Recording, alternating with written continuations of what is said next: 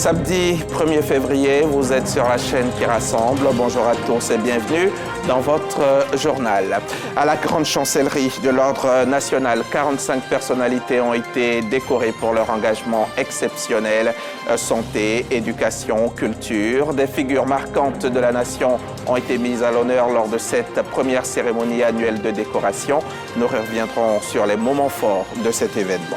À Boaké, les services du commerce et de l'industrie de Boaké ont saisi 3,5 tonnes de produits médicaux de qualité douteuse, antipaludéens, antidouleurs et autres médicaments dangereux étaient sur le marché. Une action qui s'inscrit dans la lutte contre la vente illicite de produits pharmaceutiques. Et puis, les violences s'intensifient dans l'est de la République démocratique du Congo. Exécutions sommaires, atteintes aux droits humains, viols. Le Haut Commissariat des Nations Unies aux droits de l'homme documente de graves exactions avec au moins 700 morts et plus de 2800 blessés en quelques jours. Petit décryptage dans ce journal. Un journal qu'on ouvre avec un moment de reconnaissance et de distinction. Plus d'une quarantaine de personnalités issues de divers secteurs ont été décorées hier lors de la première cérémonie annuelle de décoration à titre normal. Parmi elles, des figures de la santé, de l'éducation, de l'administration et même des arts et de la culture, honorées pour leur engagement exceptionnel. Le compte-rendu avec Carmel Dia et Jamasso. L'Abidjanaise en chœur pour marquer la reconnaissance à toute une nation. C'est sous cette symbolique mélodie que les festivités ont démarré à la grande chancellerie de l'Ordre national. Pour cette première cérémonie annuelle de décoration, ils sont 45, ces acteurs du secteur de l'éducation, de l'administration, de la santé, de l'art et de la culture, à avoir été distingués pour leur engagement et leur dévouement. 29 ont été décorés dans l'Ordre national et 16 autres dans l'Ordre du mérite ivoirien. Aujourd'hui, grâce à mon travail, j'ai été décorée. C'est une fierté. C'est un sentiment de joie qui m'anime en ce jour, du fait que le travail acharné que mon équipe et moi-même abattons tous les jours au service de la nation soit reconnu. Le remerciement va surtout à mon ministre de tutelle, M. Pierre Demba. Cette distinction nous engage à être désormais pour nos compatriotes des exemples, mais aussi une source d'inspiration. Ce rendez-vous du mérite et de la reconnaissance a rassemblé des personnalités de haut rang réunies autour du grand chancelier de l'Ordre national. Le point de convergence entre ces personnalités est leur mérite commun, parfois dans des domaines fort différents. Votre présence ici est une preuve éclatante d'un parcours exemplaire. Il nous reste à œuvrer tous ensemble afin que la somme des efforts individuels soit au service du lumineux destin de notre grand pays. Après cette illustre cérémonie, un déjeuner a été offert aux convives pour célébrer avec les membres de leur famille ces distinctions honorifiques. L'économie ivoirienne a connu une balance des paiements déficitaire en 2023 avec un solde global de plus de 1119 milliards de francs CFA en négatif, soit moins 2,5% du PIB. Une situation révélée cette semaine par la BCEAO lors de la publication des comptes nationaux. Quelles sont les causes de ce déficit et quelles perspectives pour 2024? Léon Brokwame nous éclaire. D'environ 305 milliards en 2022, la balance des paiements encore déficitaire d'un peu moins de 1120 milliards de francs CFA en 2023.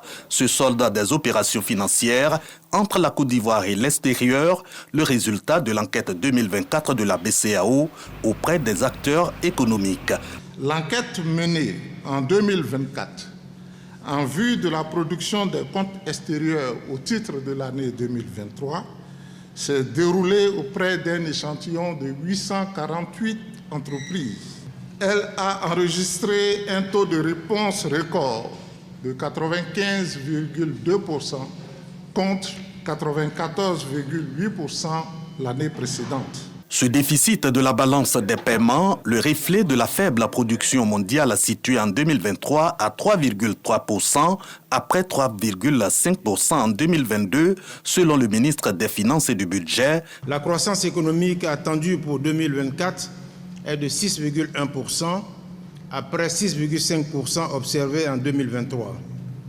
S'agissant du compte de transactions courantes, principale composante de la balance des paiements, son déficit devrait se réduire à 4,7% du PIB en 2024, après un niveau de 8,3% du PIB enregistré en 2023.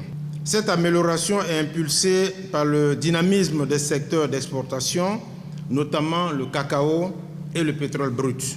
Le bilan de ce secteur et les perspectives avec les gisements baleines et calao augurent une croissance économique à impact à la hausse sur le pouvoir d'achat des populations. Le déficit de la balance des paiements souligne les défis économiques du pays, mais un autre enjeu pèse également sur notre marché, c'est la lutte contre la vente de produits prohibés. À Bouaké, les services du commerce et de l'industrie ont frappé fort en saisissant 3,5 tonnes de médicaments de qualité inférieure et falsifiés, et principalement des antipaludéens et des antidouleurs. Une opération qui vise à protéger la population contre les dangers des médicaments non conformes. Djeneba Ouattara, Corona Soro, RTI Bouaké. Direction régionale du commerce et de l'industrie de Bouaké. Une dizaine de cartons de produits pharmaceutiques évalués à plus de 3,5 tonnes est stocké dans ce magasin. Ces produits médicaux de qualité inférieure, falsifiés, composés majoritairement d'antipaludéens, d'antalgiques, d'infuseuses de médicaments de stabilisation de tension, de régulateurs de sang et bien d'autres produits ont été saisis au cours d'une mission de contrôle par les agents de la direction régionale du commerce à Bouaké. La feuille de route que le ministre du Commerce et de l'Industrie, le docteur Thomas de la Souban, nous a donnée ici, c'est de faire en sorte que les populations soient protégées. Même les médicaments aujourd'hui qui font l'objet de commerce doivent pouvoir être suivis. Ces produits sont non seulement impropres à la consommation, ils ne peuvent pas être utilisés en dehors de tout cadre légal, mais ce sont des produits dont la nocivité est avérée. Ça, c'est la porte ouverte aux maladies cardiovasculaires, aux insuffisances rénales. Nous appelons les populations à beaucoup plus de vigilance et puis surtout de responsabilité. Les responsables des commerçants et consommateurs saluent l'engagement de la direction régionale dans son combat d'assainir le secteur. C'est le lieu de féliciter le directeur du commerce et toute son équipe qui fait un travail vraiment très important pour les consommateurs de la région de Bouaké. Selon la loi 2016-410 du 15 janvier 2016 relative à la répression des fraudes, les contrevenants s'exposent à des amendes pouvant aller de 500 000 à 150 millions de francs CFA ainsi qu'à des peines d'emprisonnement de 1 à 5 ans, a indiqué Fadiga Mamadou. C'est une action qui est bien accueillie dans le secteur de la santé. La MUGEFSI, la Mutuelle Générale des Fonctionnaires et Agents de l'État de Côte d'Ivoire, vient de doter le Centre national de prévention et de traitement de l'insuffisance rénale de matériel d'hémodialyse ainsi qu'un système complet de traitement d'eau. Une avancée majeure pour la prise en charge des patients souffrant d'insuffisance rénale sur tout le territoire national. Reportage. Du matériel composé de 10 générateurs d'hémodialyse et d'un système complet de traitement d'eau remis par la Mutuelle Générale de Fonctionnaires et Agents de l'État de Côte d'Ivoire, MUGEFSI, au Centre national de prévention et de traitement de l'insuffisance rénale, fruit d'un partenariat destiné à garantir la prise en charge des mutualistes souffrant d'insuffisance rénale sur toute l'étendue du territoire national. Il était important pour la mutuelle de donner une réponse à cette question de santé pour que les fonctionnaires, au-delà de cette maladie, puissent avoir une vie dans la société. Nous lançons un appel à tous nos amis qui sont malades de faire au plus vite pour leur prise en charge. Ça concerne aussi bien les fonctionnaires en activité, les fonctionnaires à la retraite et tous leurs ayants droit. Le directeur général du Centre national de prévention et de traitement de l'insuffisance rénale a salué le geste de haute portée citoyenne de la MUGEFSI. Ce geste contribue à mettre à niveau le matériel de dialyse. Le matériel disponible en ce moment, c'est du matériel un peu désuet. Et donc, ce don nous permet de renouveler une partie de notre matériel et d'éviter ainsi les ruptures de traitement. Nous exhortons d'autres structures de l'État ou des structures qui sont privées à nous accompagner pour qu'ensemble, on assure une prise en charge adéquate des patients qui souffrent d'insuffisance rénale. En mettant ce matériel à la disposition du Centre national de prévention et de traitement de l'insuffisance rénale, la MUGEFSI s'engage à participer aux actions de prévention de la maladie rénale chronique et à ériger l'unité d'hémodialyse du service médical de fonctionnaires en un centre annexe du Centre national de prévention et de traitement de l'insuffisance rénale avec un statut particulier. En Côte d'Ivoire, l'on enregistre environ 12 000 nouveaux cas de maladie rénale chronique chaque année. Et sur ces 12 000 nouveaux cas, un peu moins d'1%, soit environ 1200 atteignent le stade d'insuffisance rénale terminale. Reportage signé Abou Sanogo et Adama Sangari. La lutte contre les maladies tropicales négligées, la stigmatisation des malades était au cœur de la 72e journée mondiale de la lèpre, célébrée à Kounaïri, dans la région du Béret. Sensibilisation, renforcement des moyens et cap sur l'éradication d'ici à 2030, telles sont les priorités affichées par les acteurs de la santé. Frédéric Gorebi, Jean-Marc et Aziz Ganiou nous en disent plus.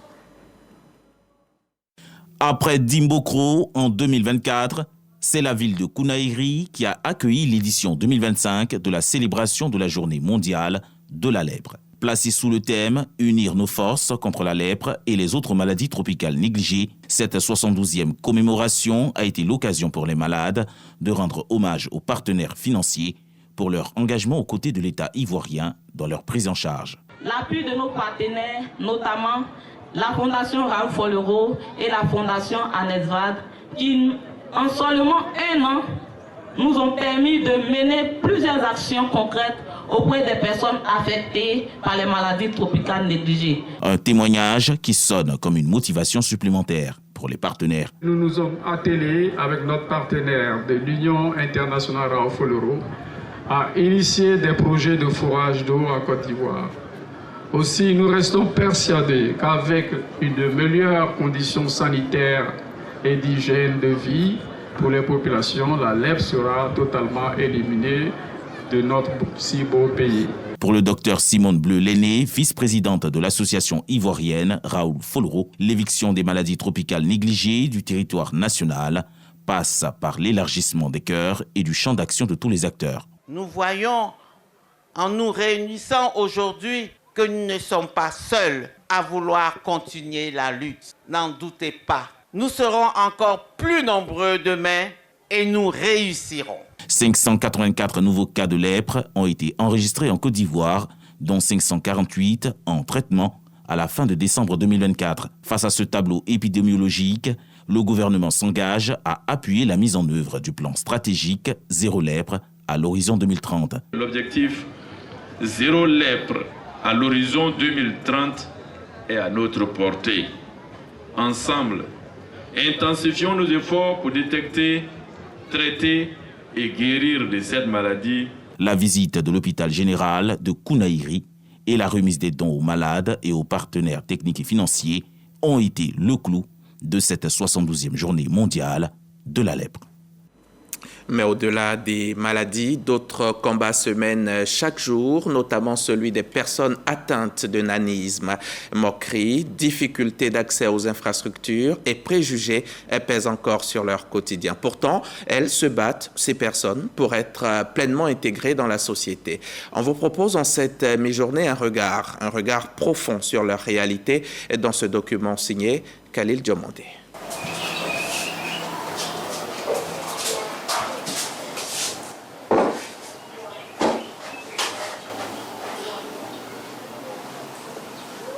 Ouvrir un robinet, un geste anodin, mais si difficile à exécuter pour Sonia Gbosé.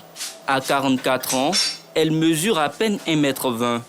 Sonia est atteinte de nanisme, une pathologie qui résulte d'un trouble de la croissance. Après mains et pieds, elle réussit enfin à enclencher le robinet pour se procurer de l'eau pour sa vaisselle. Quand il n'y a personne dans la maison, je suis obligée de prendre le tabouret plus le cumoir pour prendre de l'eau. Souvent, m'arrive un moment, j'arrive à trébucher. Issue d'une fratrie de 5 enfants, Sonia est la seule touchée par ce handicap. Mais en 2011, Elle donne naissance à Moïse. Lui héritera du nanisme. À sa naissance, son père prend la poudre d'escampette. Il a vu que l'homme, il ne peut pas prendre une personne handicapée, un enfant handicapé, une mère handicapée pour aller où, puisqu'il a pris ça encore pour faire une moquerie après l'accouchement. L'enfant, même quand il va dehors, les gens se moquent, il vient me dire en pleurant, il dit laisse. Si tu es né, tu es en vie, faut dire gloire à Dieu. En dépit des difficultés, Sonia a choisi de se battre pour son avenir et celui de son fils. L'éducation de ce dernier demeure sa priorité et Moïse en a conscience. Quand la maman me dit d'étudier, j'étudie, fois je m'en vais à l'école, les gens parlent de mon handicap, ils parlent de tout, moi je dis rien, que c'est le travail qui m'intéresse, l'handicap c'est rien pour moi. Après 30 minutes d'exercice, Moïse va se préparer pour l'école. Une fois prêt, sa tenue, son sac à dos sont scrutés par sa mère. Quelques conseils d'usage avant le départ pour les cours de l'après-midi. N'écoute pas ce qui te provoque. T'as compris? Faut suivre bien les cours. T'as compris? T'as compris. Moïse est inscrit dans un collège privé de Yopougon en classe de 4e. Ici, l'adolescent fait face à des défis. Le premier, affronter le regard des autres. Il est aussi contraint de s'asseoir sur les bords du table-banc pour écrire convenablement en raison de sa taille. En plus de ça, je ne peux pas écrire au tableau parce que le tableau est grand pour moi. C'est pas facile, mais je ne me décourage pas et sais qu'un jour je vais réussir. Son envie de réussir, Moïse le démontre en classe. Il sait arborer son manteau de leader lors des travaux de groupe et porter la voix de ses amis. C'est important parce qu'il faut se connecter à sa racine. C'est un enfant qui est courageux. C'est un enfant qui montre qu'il a envie de vivre, qui montre qu'il a envie d'apprendre. Il est vraiment intégré. En plus, il est meneur de groupe, donc il n'a aucun problème vis-à-vis de sa différence avec les autres. Suivre un cursus scolaire normal et s'insérer dans le tissu professionnel malgré son handicap, c'est possible. Théodore Brovou en est la preuve vivante. Il fait partie des 53 personnes de petite taille recrutées à la fonction publique ces 6 dernières années suite à un concours dérogatoire. J'ai postulé en 2015, 2018 et puis 2019. 2019, j'ai été recruté, attaqué adjoint administratif. Et c'était mon rêve. Je me disais que, de toute façon, les gens travaillent là. Moi, là, je vais travailler un jour à la fonction publique. Petit par la taille, mais grand par l'impact du travail. Théodore force l'admiration de ses collègues. C'est quelqu'un qui est beaucoup disponible, quelqu'un qui est serviable, toujours jovial, il ne se fâche jamais et il est toujours à l'heure à son poste. Il ne m'a jamais montré son côté handicap. Il est même amoureux même du travail plus que moi. Depuis 2017, le fonctionnaire de 42 ans est le président de l'APT, l'Association des personnes de petite taille. Il s'évertue à promouvoir le talent des individus touchés par le nanisme et à briser les stéréotypes. Je voudrais dire aux personnes en situation de handicap que l'handicap n'est pas un frein. Surtout aux personnes de petite taille, il faut dépasser le complexe. Vaincre le complexe d'infériorité, c'est bien ce qu'a réussi Germaine, candidate au concours Miss Nanisme en 2024. C'est là que j'ai vu ma beauté. Âgée de 35 ans et mesurant 1,22 m, elle décroche la couronne de cette compétition sélective. Depuis que j'ai gagné ce concours, ça m'a permis d'avoir plus confiance en moi. Mais là, aujourd'hui, je ne me vois pas en train de dire mais je suis trop petite, pourquoi ici ceci, pourquoi ici cela. Non, non. Je me sens très belle. Même je n'attends même pas à ce que quelqu'un me dise tu es belle. Germaine est passionnée de coiffure et opère dans le secteur depuis une dizaine d'années. La coiffure, c'est un don que Dieu m'a donné. Je fais les drugs, je fais les locks, je fais les nappies. Souvent, quand on donne mon numéro aux femmes de m'appeler, puis je vais les croiser, quoi elles me voient là, elles doutent. Après, maintenant, quand je finis mon travail, elles sont fières. Aujourd'hui, grâce à la coiffure, je n'étends pas la main. Dans le monde, le nanisme touche plus de 120 000 personnes. En Côte d'Ivoire, Une 60aine a été répertoriée par l'APT. Pour comprendre les causes de cette maladie, nous rencontrons le docteur Sanogo. Soyez les bienvenus, monsieur. Endocrinologue, spécialiste des questions hormonales. Les causes du nanisme sont diverses. D'après une étude qui a été réalisée dans notre pays en 2023, portant sur les personnes de petite taille, il a été démontré dans cette étude que la première cause, c'était des problèmes en rapport avec la thyroïde. Il y a certaines formes de nanisme qui sont en transmission. Il suffit qu'un seul parent soit atteint de nanisme pour qu'un enfant puisse être atteint. Mais on peut avoir aussi des enfants de petite taille qui n'ont pas de parents atteints de nanisme. Donc, ce sont des enfants qui sont nés avec des anomalies qui se sont installées certainement au moment de leur conception. Selon le médecin, il existe des traitements contre le nanisme. Si c'est une cause hormonale, déficit en hormones de croissance, on va donner des hormones de croissance pour permettre le développement de l'enfant. On peut traiter dans certains cas, on peut gagner quelques centimètres aussi. S'il s'agit d'une cause génétique, parfois il est difficile. On ne peut pas intervenir à ce niveau, mais on peut améliorer certaines déformations au niveau des os. Passé l'époque de la lamentation et du découragement, les personnes de petite taille, bien que minoritaires, sont déterminées à prendre toute leur place dans la société. Mais elles ne demandent qu'une seule chose, être acceptées avec leurs différences.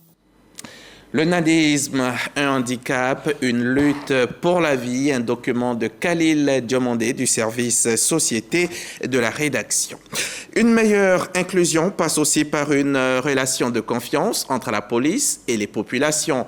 À Abobo, la police nationale a initié une vaste campagne de sensibilisation et pour cette première session de 2025, la lutte contre la désinformation en cette année électorale était au cœur des échanges. Une initiative donc pour rapprocher forces de l'ordre et citoyens. Le point avec Diarasoba Ami et Jacob Kinibois. L'année 2025 ouvre le bal de l'élection présidentielle en Côte d'Ivoire avec son lot de désinformation. Pour venir à bout de ce phénomène sous toutes ses formes, la police nationale instruit les populations. Les conséquences, les comportements adoptés face aux rumeurs et comment s'en éloigner. Tels sont les points développés. Ce genre d'informations que la police vient nous donner, nous prenons ça à bras le cœur. Parce que les rumeurs en période électorale, ça va créer des violences. Je félicite la police nationale pour le travail qu'elle est en train de faire. La police nationale veut être plus proche des populations. À travers ces rencontres, elle veut préserver la cohésion sociale. Les élections présidentielles vont se dérouler déjà en octobre là-bas. Depuis quelques mois déjà, sur la situation de la haute hiérarchie, beaucoup de dispositions ont été prises déjà à l'effet de raffermir les liens entre elle et nous. De 2024 à ce jour, 30 quartiers de la commune d'Abobo ont été sensibilisés sur la désinformation et autres phénomènes. Et si l'ouverture au monde était une clé pour l'avenir? Le programme Erasmus permet chaque année à de nombreux étudiants et enseignants de bénéficier de mobilité académique à l'international. À l'université de Cocody, une journée portes ouvertes a permis d'en savoir plus sur les opportunités offertes par ce programme européen. Malika Koulibaly pour nous en dire davantage.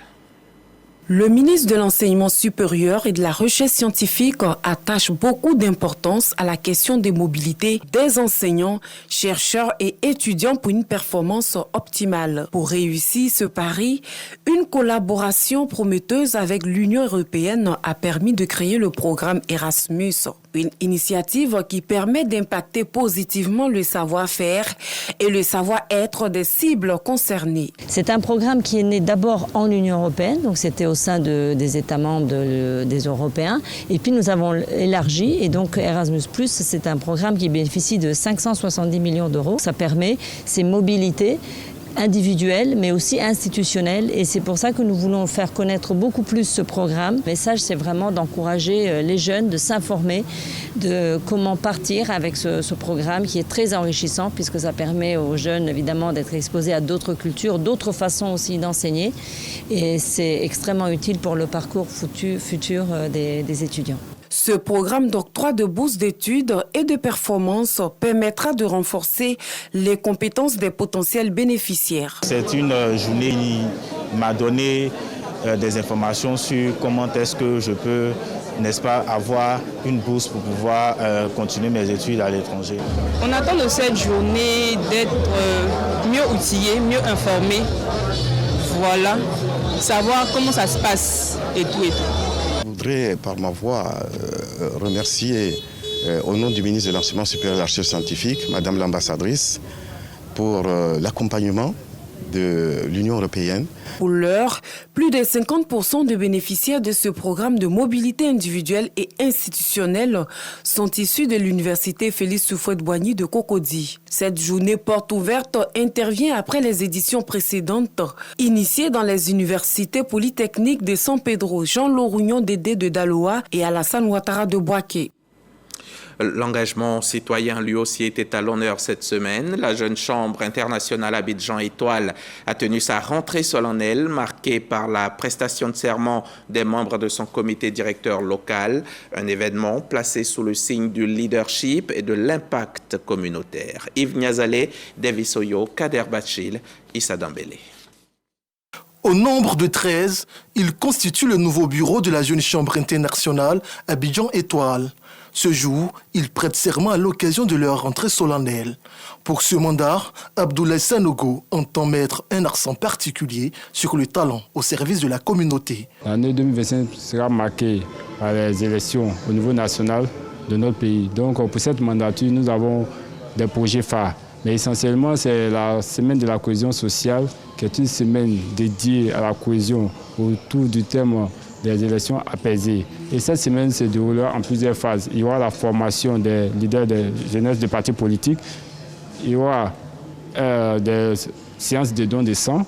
Et aussi, il y aura un tournoi de Maracana. Pour cette mandature, nous allons joindre toutes les compétences des jeunes au sein de la commune de Makori afin de pouvoir impacter positivement à travers des projets innovateurs. Le parrain du mandat invite les jeunes à prendre des initiatives et à s'engager pour l'épanouissement de leur communauté. Nous les encourageons dans ce schéma-là, nous les motivons, nous les soutenons pour qu'ils puissent partager l'idée que l'Afrique a beaucoup de potentialités, notamment notre pays, la Côte d'Ivoire.